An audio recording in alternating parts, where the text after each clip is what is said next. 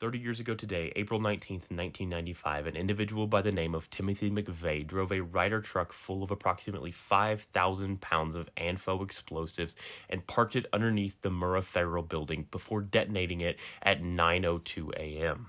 The truck itself was parked right here, just underneath a daycare center for individuals that worked in the building. The way the building was built, there's a transfer beam you can see the remains of right here, and the first floor was sat back underneath this transfer beam, so when you walked in the building, you had to walk underneath the second floor.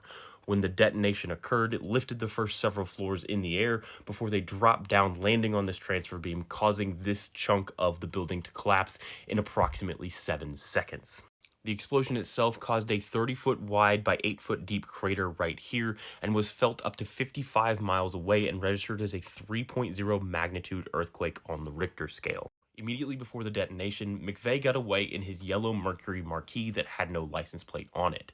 After the detonation, when the state police were trying to figure out what was going on, they called all state troopers into the Capitol to help. They realized that this was a bad idea as they would have no coverage in outlying counties, so they sent some of the state troopers back to do shifts in Oklahoma City instead.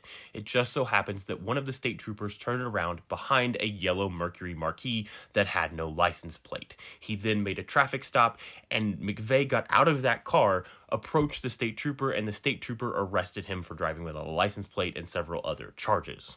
That state trooper had unknowingly arrested the Oklahoma City bomber within 90 minutes of the explosion happening.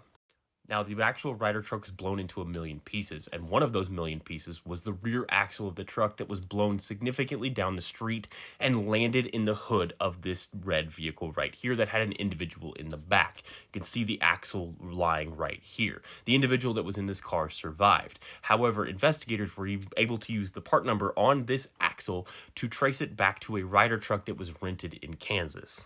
McVeigh would still be sitting in that jail 3 days later when federal agents would show up to arrest him for the bombing. In total, 168 people were killed in the explosion, ranging from ages 3 months to 72 years old, including 19 children, 15 of whom were in the daycare above where the bomb was placed. Additionally, one rescue worker was hit in the head by debris and died later. A memorial was built on the grounds of the Murrah building with 168 chairs placed in the locations of approximately where they were when they died inside the building. Every April 19th, family members of those killed in the blast show up to read their names and remember them. Now, Timothy McVeigh was convicted of the bombing and put to death on June 11th, 2001 in the Terre Haute Correctional Facility in Terre Haute, Indiana. His accomplice, Terry Nichols, that helped him gather the components and build the bomb, was sentenced to 161 consecutive life sentences without the possibility of parole.